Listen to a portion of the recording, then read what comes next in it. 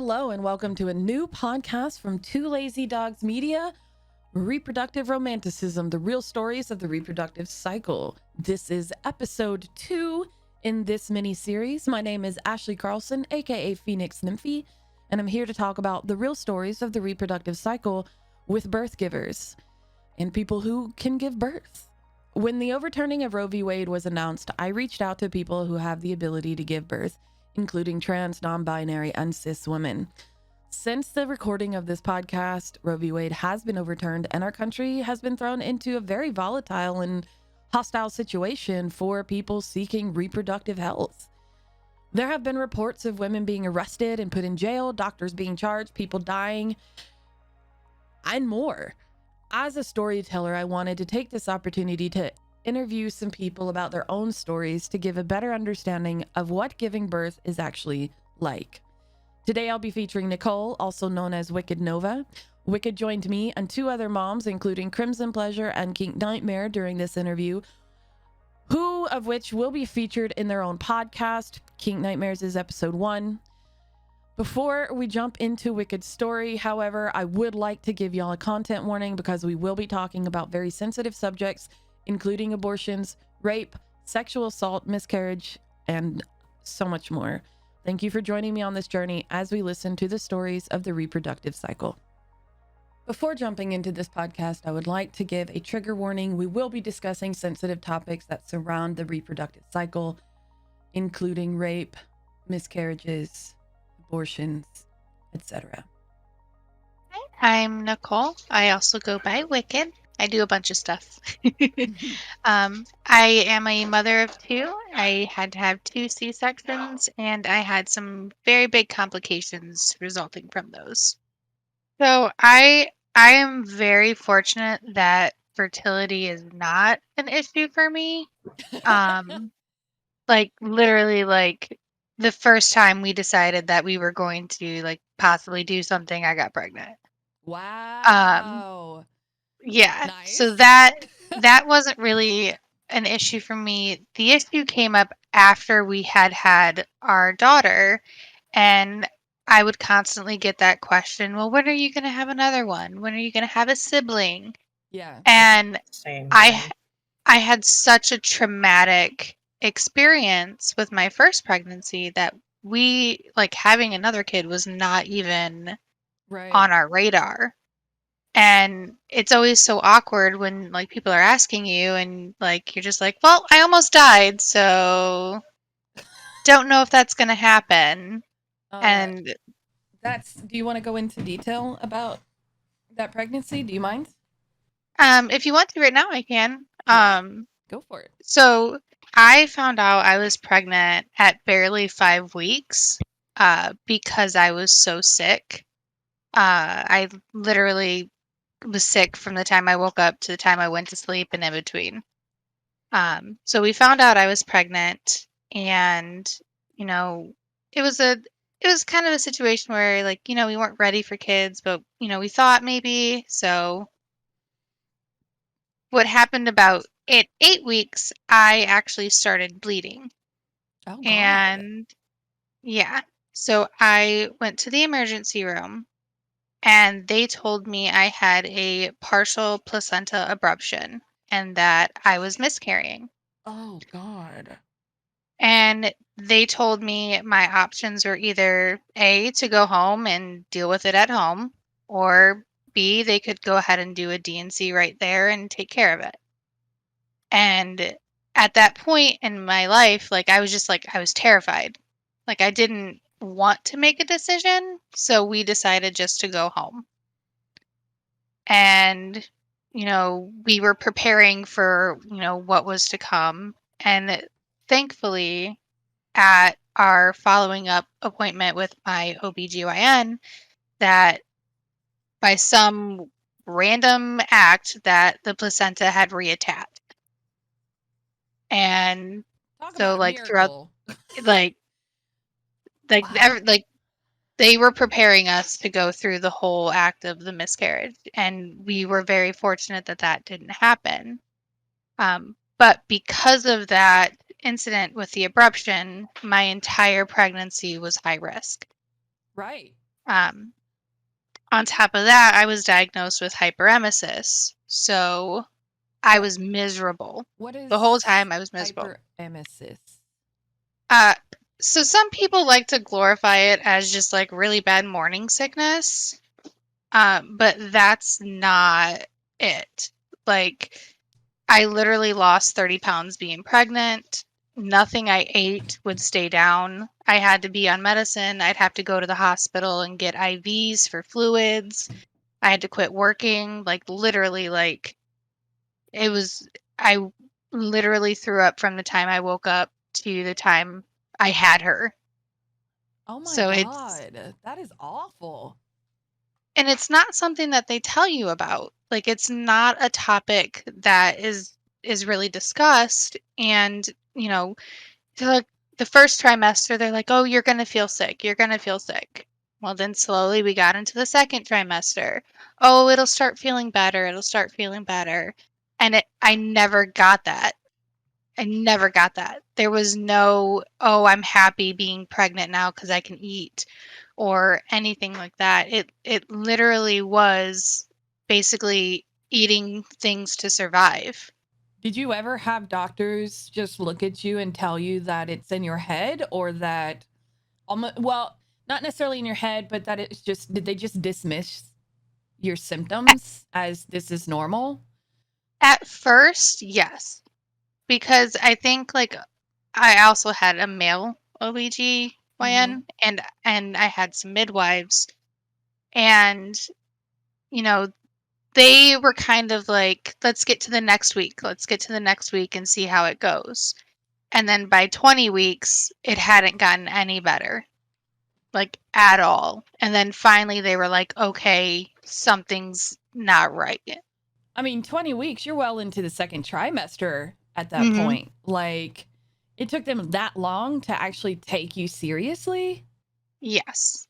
That seems excessive, especially when, like, at 8 weeks, right now, if you were to go through that right now and you lived in Texas at 8 weeks, you would be arrested if they had decided to do the DNC on you Yes. based off of their law that Mm-hmm. they have right now, because it was 8 weeks, not because it's 2 weeks past the 6 week abortion ban. And I was one of the lucky people that found out I was pregnant early. Like I found out I was pregnant before I'd even missed my period because I was so sick. Like I didn't have a flu. Like I literally vomited day in and day out and were like something's going on. And then found out I was pregnant. So from day one, you dealt with that hyperemesis, and they Yes. didn't and they didn't take it seriously until week 20. That's Mhm. a lot. That's a lot to just dismiss. I mean, wow. That's And it wasn't even just the doctors that were like dismissive of it. And it was like people that were trying to be like, positive and things like that. Like, oh, have you tried ginger? Have you tried peppermint? Everybody's always sick when they're pregnant. Like, eat some crackers and keep those on you. And and I know that people were meaning well, but it really feels and it feels like it's diminishing what you're going through. yeah. Because don't you think I've already tried that? Yeah. And I think that has to do with like the romanticism of pregnancy, right? Which Oh, is yes. where I got I mean, one of you said it, and that's where I came up with the name for the podcast, because like they absolutely romanticize pregnancy and don't talk about these things. Mhm. When we were talking the other day, you were telling me about both of your pregnancies were difficult. Um, Yes. your second, when you both did you both decide to have the second baby, or was that a happy accident?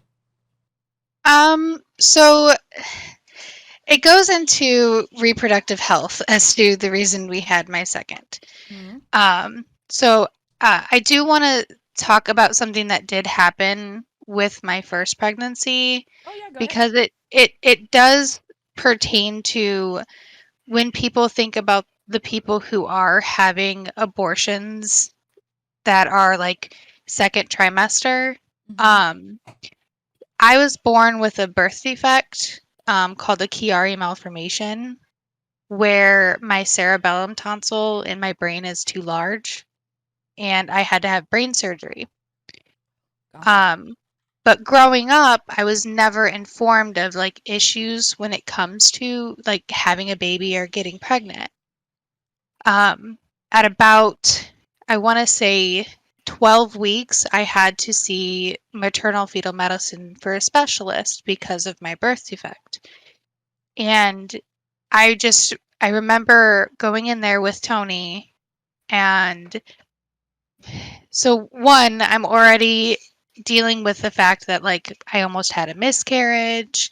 I'm dealing with those emotions still. And we go into to see this doctor, and we tell him about like my medical history, and he literally looked at me and said, "You should never have gotten pregnant." What? And I was so stunned. Like I didn't nothing had prepared me for that because I had no warning for it. And like we look at him and I'm like, what do you mean? I I had almost a 50% chance of having a baby without part of their brain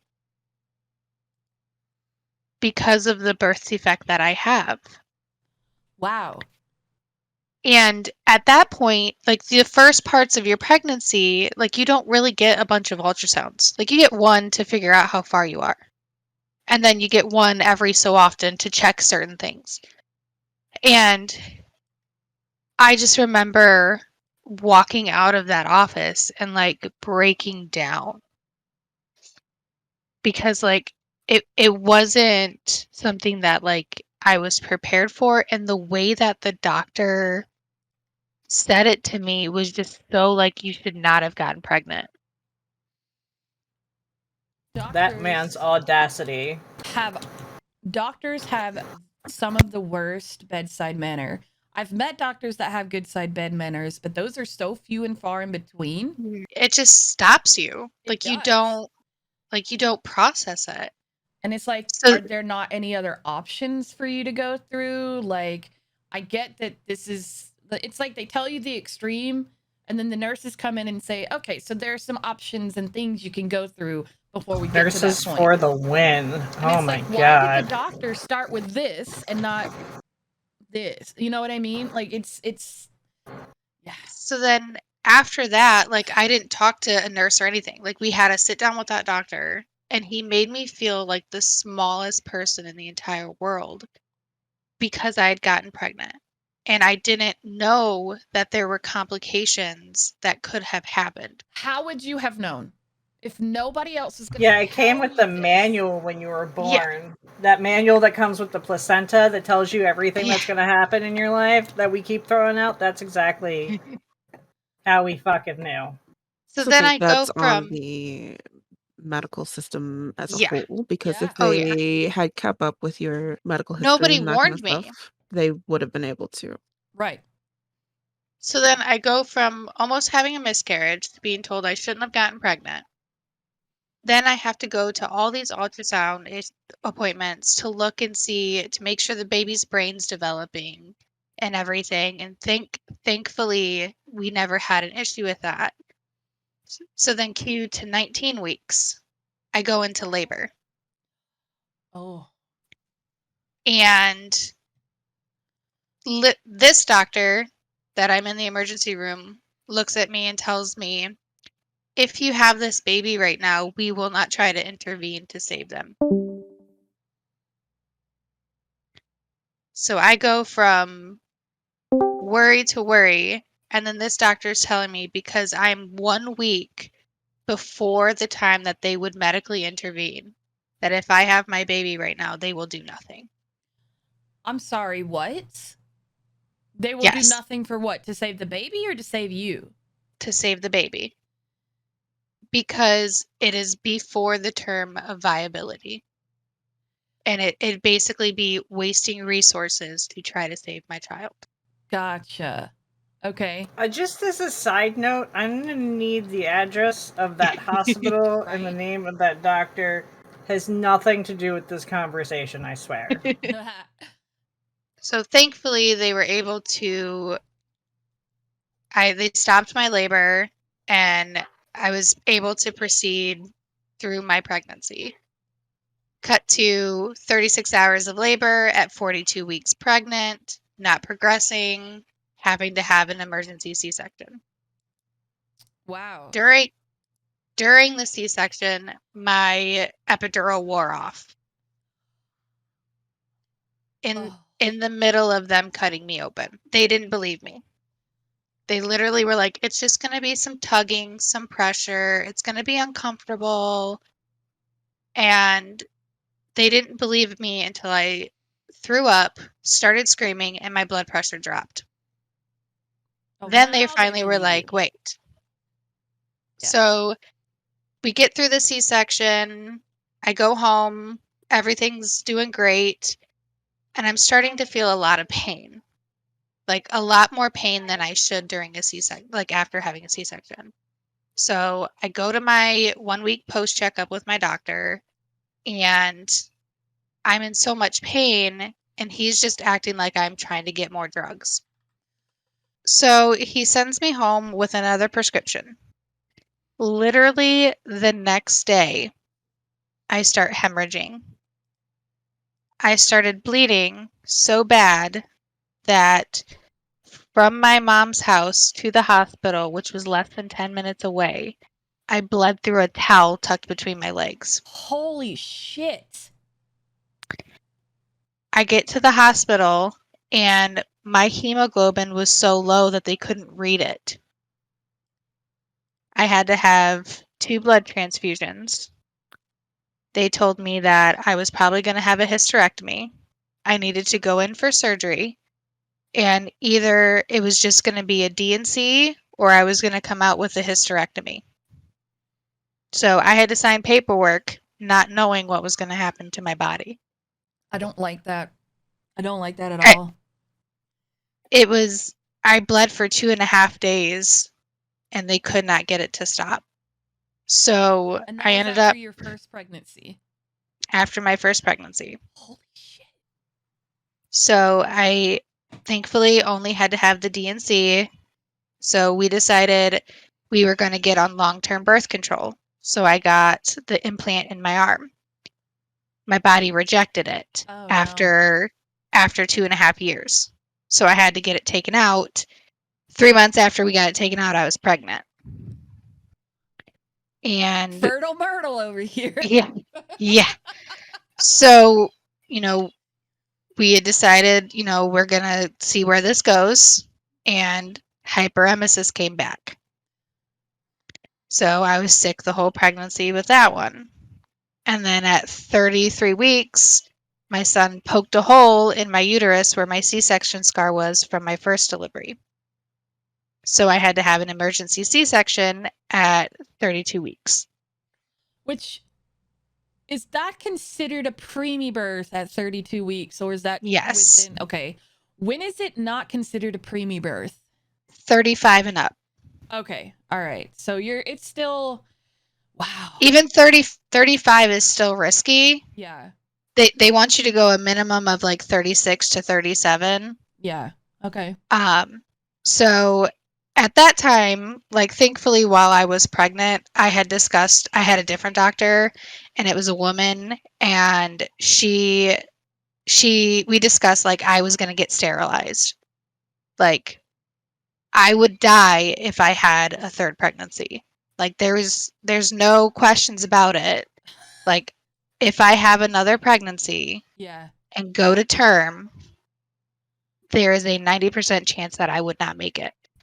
So that's part of the reason why like Roe v. Wade is so important to me, because even though I am sterilized, there's like a 1 to 2% chance that I could still get pregnant. Yeah. Yeah. And keep your husband away from you. So if that were to happen, I would need to get an abortion because I have 2 living children who rely on me. Yeah. And there's like a 10% chance you won't make it. No, like my doctor physically told me if I were to try to go through with another pregnancy, that I would not make it. Jesus. And I don't think that people realize who they're talking about when they're talking about this. They're like, "Oh, have the baby and give it up." That's not the situation here. I deal with the complications from my C-sections still, and Logan is 7. Wow. Like after my C-section with Logan, my intestines fused to my C-section scar. What? Mhm. That's a thing? They told Yeah. me that I needed to massage my scars, so they Uh-huh. didn't. So I massaged all of the time. But see, when I found out, it was like Logan was like a year and a half, and I couldn't eat food anymore. And I hadn't eaten in like 2 days, and I was in excruciating pain. So I go to the emergency room, and they're like, "We can't find anything." So finally, after 4 days of not eating, like not doing anything, they're like, "We'll do an exploratory surgery." And that's when they found out like my intestines didn't go back in the areas that they were supposed to after the C-section. After your pregnancy, after your second pregnancy, and you had everything done, do you regret any of it now that you are in a healthier, safer place? Wicked, do you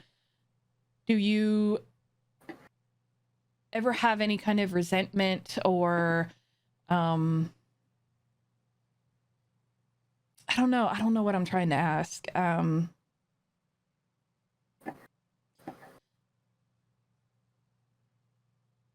Any negative feelings Yeah. about everything that Do you happened? have any negative feelings? Like, what are your negative feelings left over from that?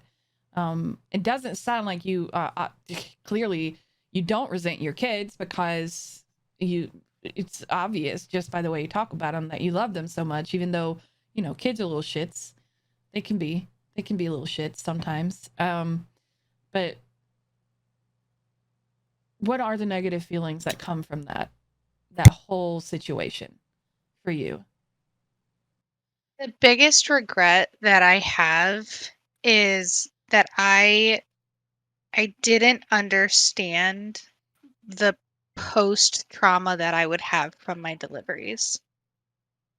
And I didn't understand what was happening to me. Yeah. Because like the first week after I had Zoe, before I hemorrhaged, like I was so happy. I just remember being so happy and like excited. And then like it felt like everything went downhill, and like my brain didn't process that it wasn't my baby's fault. Yes. Yeah. It wasn't her fault. And like it took me a long time to form that bond with Zoe. And because I still had trauma with Logan's birth because the epidural wore off with him too. So I felt all of that with him too. Like I felt them tying my tubes. Oh. And I didn't have that super high to super low after I had him because I didn't hemorrhage after him. And connecting with him and bonding with him was so much easier than with Zoe. And it took there was 3 years in between them. Okay. How long did it take you to recover in that postpartum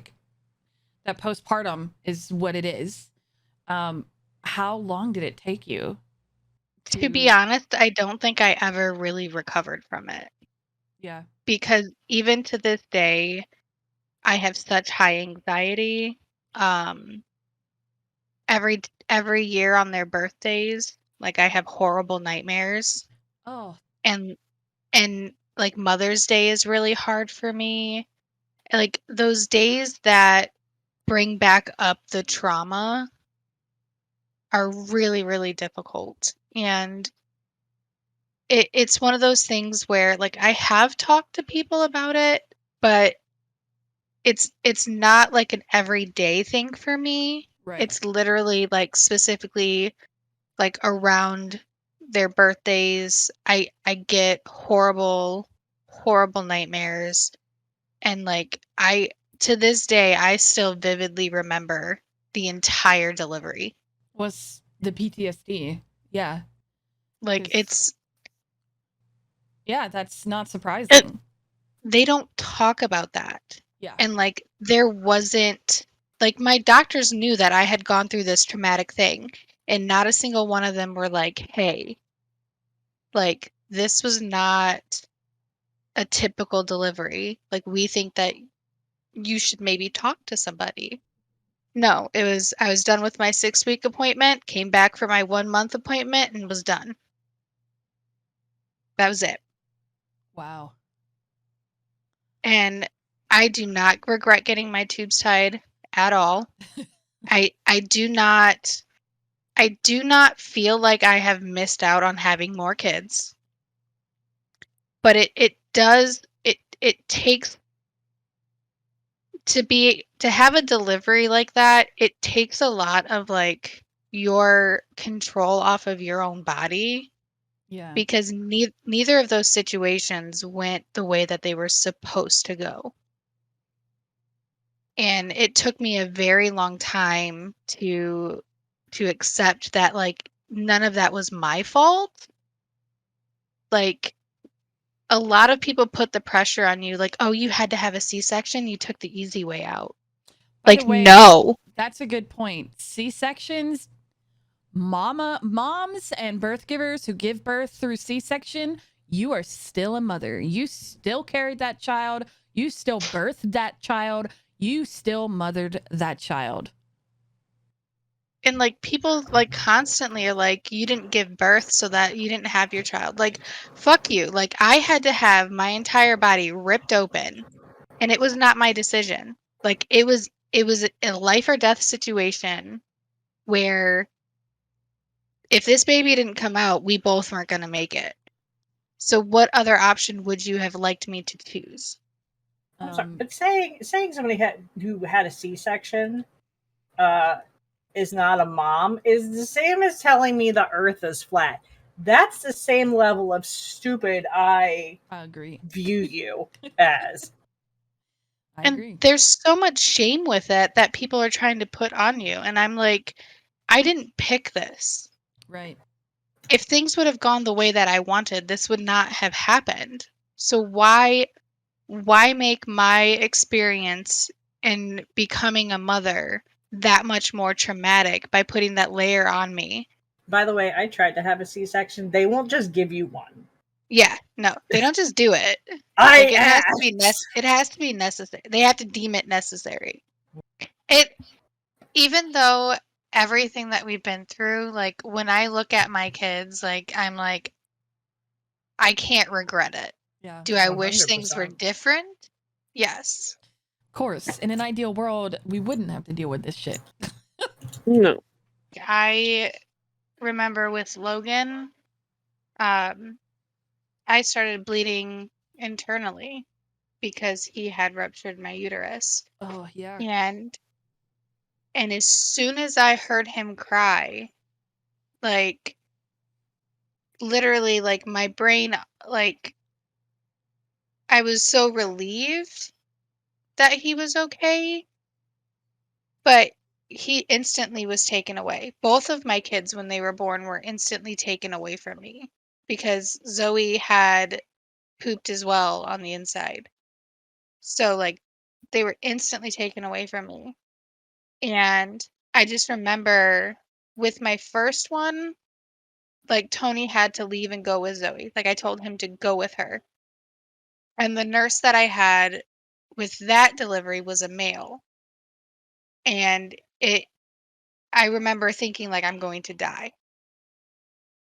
And with my second delivery with Logan, I had a female nurse, and I remember her holding my head, petting my head, telling me like, "You've got this. We're going to get through this."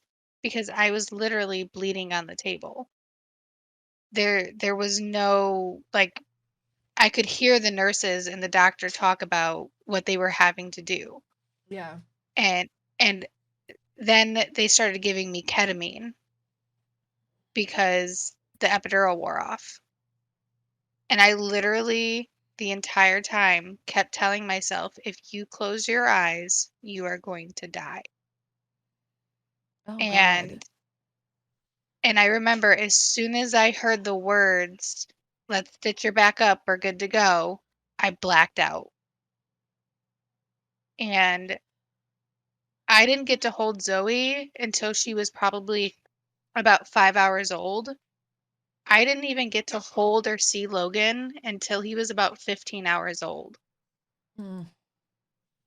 I physically didn't even get to see my children when they were born. Like Tony, in that moment, like I knew if I would have asked him to stay with me, he would have. But in my head, I couldn't deal with not knowing that they were okay. Yeah. So I needed him to do that. And I remember him telling me later that like that was the most terrified he has ever been because he thought he was going to be left alone with a 2.5-year-old and a newborn. Yeah. And like that's the thing that like people aren't talking about when it comes to those decisions that people are making. It's not just women who are like I don't want to be a parent. No, it's women who have kids and know that this next one could be the one that leaves everybody alone without me. That shouldn't be your thought in a developed country with medical knowledge. We shouldn't be fearful of dying, having a child. And we shouldn't be put into like there shouldn't be a shame on that either. Right. Like I for myself, I used to be pro-life for myself. Like I didn't care what everybody else did. Like abortion was not something that I had ever considered. It just was not a consideration for me. But after I had my 2 kids and they looked at me and said, if there is another one, if you try to take the next one to term, you will not make it. And that's when I looked at my kids and I was like, I knew I didn't want to leave them without a mother. So like if that were to happen and I get pregnant, I would get an abortion. Yeah. And that to me is nobody's business. Nobody should be able to look at me and say that's wrong. So you would rather me bring in possibly a child that lives and leave my husband alone with 2 children. Thank you so much for listening to Reproductive Romanticism. I want to thank Wicked for joining me and opening up about her journey. If you would like to learn more about available resources for your reproductive journey, you can find those on the podcast website at twolazydogs.site/rr. If you like this podcast, don't forget to give us a 5-star review and check out other podcasts by Two Lazy Dogs Media. This has been a Two Lazy Dogs production.